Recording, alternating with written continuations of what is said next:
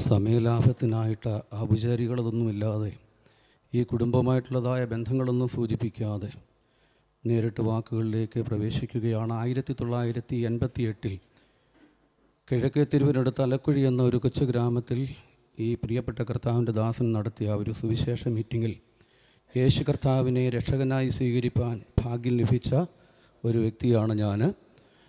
ഒരു സാധാരണ ഹിന്ദു കുടുംബത്തിൽ ജനിച്ചു വളർന്ന ആ കാലഘട്ടത്തിൽ RSSൻ്റെ സജീവ പ്രവർത്തകനായി പ്രവർത്തിച്ചുകൊണ്ടിരുന്ന എന്നെ ഇദ്ദേഹത്തിൻ്റെ പാട്ട് കേൾക്കാൻ, പാട്ടിനോട് ഇഷ്ടമുള്ള ഞാൻ അവിടെ ഒന്ന് നിൽക്കുവാനിടയായത്. ഇന്നത്തെ പോലെ ഒത്തിരി ആധുനിക സൗകര്യങ്ങളൊന്നുമില്ല. ഒരു ഹാർമോണിയം, ഒരു തബല, ഈ കിലുക്കുന്ന ഏതോ ഒരു സാധനം, ഇത്രയും സാധനമേ ഉള്ളൂ. കൈ ഞൊടിച്ചുകൊണ്ട് നല്ല താളത്തിൽ പാടുന്ന പാട്ട് എന്നെ പിടിച്ചു നിർത്തി. ആ പാട്ട് കേൾക്കാൻ നിന്നതാണ്. പക്ഷേ അദ്ദേഹത്തിന് ആ പാട്ടുകൾക്കിടയിലൂടെ ചില വാക്കുകൾ പറയും. അധികാരത്തോടെയുള്ള ഈ ചാട്ടുളി പോലെ തറച്ചുകൊള്ളുന്ന വാക്കുകൾ എൻ്റെ ഹൃദയത്തിൽ തറച്ചു. ആ വാക്കിൽ ഇങ്ങനെയാണ് പറയുന്നത്: നിൻ്റെ ഏത് ചോദ്യത്തിൻ്റെയും മറുപടി യേശുക്രിസ്തു, നിൻ്റെ ഏത് വിഷയത്തിനും പരിഹാരം യേശുക്രിസ്തു. ഈ ചോദ്യം എൻ്റെ ഉള്ളിൽ കടന്ന് വല്ലാതെ അലയടിച്ചു. ഈ ചോദ്യത്തിൻ്റെ ഉത്തരമാണ് യേശുക്രിസ്തുവിനെ കണ്ടുമുട്ടുവാനിടയായി തീർന്നത്. ഇദ്ദേഹത്തിനോടുള്ളതായ ആദരവ് കൊണ്ട് ഒരു നല്ല ബിഗ് സല്യൂട്ട് നൽകി അദ്ദേഹത്തിന് വിട ചൊല്ലുവാനായി കടന്നു വന്ന എൻ്റെ ഉള്ളത്തിൽ ദൈവം തന്ന ചില വരികൾ എനിക്ക് തമ്പുരാൻ തന്ന ആ താലന്തിലൂടെ അവതരിപ്പിച്ച് ഞാൻ എൻ്റെ സമയത്തിൽ നിന്ന് ഇരുന്നു കൊള്ളുവാൻ ആഗ്രഹിക്കുന്നു.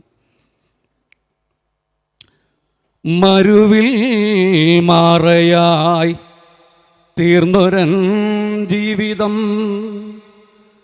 മധുരമായി മാറിയിടുമേ.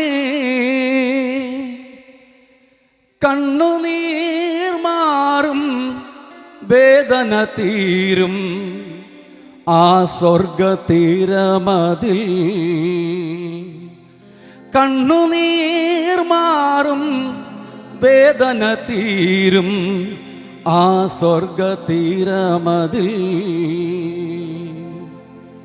കുന്നത്തൂരെന്നതാം കൊച്ചു ഗ്രാമത്തിലെ ഇടവഴി പെരുവഴി തപ്പിത്തടഞ്ഞങ്ങ് കൈനീട്ടി യാചിച്ചു ജീവിതം തീർക്കുവാൻ ലോകം വിധിച്ചോരു പാവം മനുഷ്യനെ അഖിലാണ്ട ശില്പിയാം തമ്പുരാൻ തൊട്ടപ്പോൾ അത്ഭുതം തീർത്തു തൻ ജീവിതേ താൻ.